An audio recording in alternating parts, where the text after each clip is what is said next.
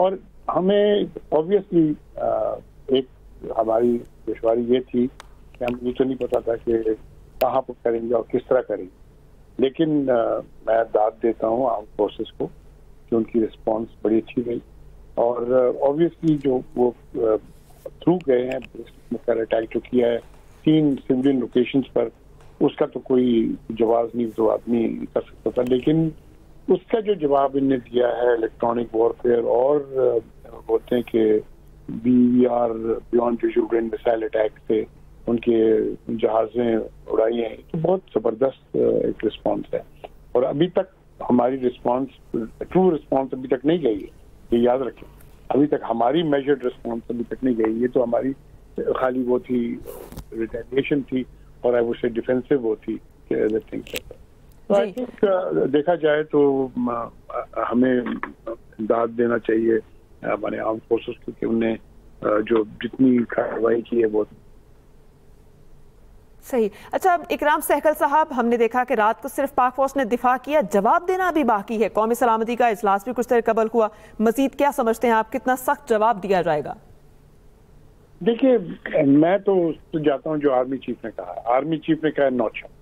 देखिए, last time जो जवाब था उन लोगों ने मेजर्ड रिस्पॉन्स दिया था कि जितने भी 6 टारगेट्स हिट किए थे पिछली दफा जब वो इंसिडेंट हुआ था पलवाड़ा वाला, उसमें उन लोगों ने किसी जगह कैजुअल्टी नहीं किया था। उन्हें हर जगह में एक्चुअल टारगेट से थोड़ा दूर उनने स्ट्राइक की थी।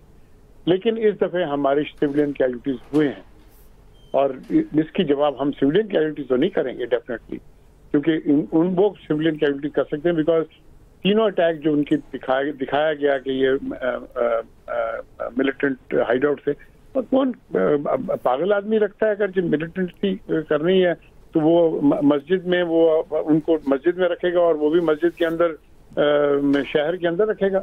तो ये तो बोलते हैं ना फॉल्स फ्लैग ऑपरेशन। उनकी पूरी स्ट्रेटजी बांग्लादेश की वजह से कोलैप्स कर गई है यहाँ पर, और फॉल्स फ्लैग एक्सपेक्टेड था कि वो कुछ ना कुछ करेंगे to at least get back some of their side.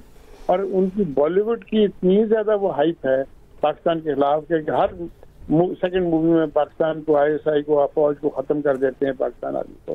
तो वो बॉलीवुड हाइप पब्लिक को हमने ऐसे लिया कि हम कुछ भी करेंगे, पाकिस्तान कुछ नहीं कर सकता। तो ये भी कि उनके जहाज गिरे, और आप उनके जहाज ऐसे ऐसे जगह गिरे जो वो छुपा भी नहीं सकते। तो इसलिए इनके लिए अभी ये बात खत्म नहीं हुई है, हम और अभी तक हमारा रिस्पांस नहीं गई है।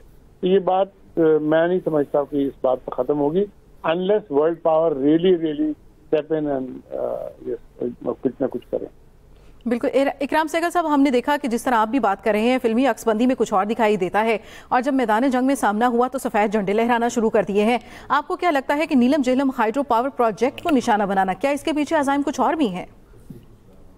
देखिए, ये तो मैं समझता हूँ बहुत बड़ी प्रॉब्लम उनके लिए। देखिए, मेजर डैम्स उनके इलाके, ठीक है जी। अगर हमारी पानी बंद करना है तो वो डैम से बंद करेंगे, ठीक है। नीलम झेलम को किया, वो भी अभी तक ऑपरेशन इतना नहीं हुआ। तो मेन पॉइंट इज कि आपकी अगर हमें, और मैं साफ कहता हूँ कि अगर वाटर वॉर ये करते हैं तो हमें स्ट्रेट अवे इनकी जितनी भी डैम्स हैं जाकर हिट करना चाहिए। और ये बिल्कुल बहुत अच्छी एक्सक्यूज है। अगर उनने हमारे डैम को हिट किया है, और जो जिस तरह किया है नीलम झेलम को, इसके माने एस्केलेट किया और हमारे डैम के पीछे गए, तो हमें क्या कौन रोक सकता है कि उनके डैम्स के पीछे जाएं? और उनके डैम्स के जाएंगे तो फिर पानी कौन वो रोकेंगे? अपने हाथों से रोकेंगे पानी पाकिस्तान के अंदर आने से, ठीक है ना जी। और हमें करना चाहिए। अगर हमें कोई जवाब नहीं क्यों वो कैचमेंट वाटर करें, हम क्यों उनको ये दे के पानी रोक सकते हैं हमारा, ठीक है। अगर इंडस वाटर ट्रीटी को ब्रिगेड करके और हमारे डैम के पीछे जाते हैं तो ये बहुत बड़ा डेंजरस एस्केलेशन है, जिसको हमें भी देखना चाहिए कि हम क्या करें।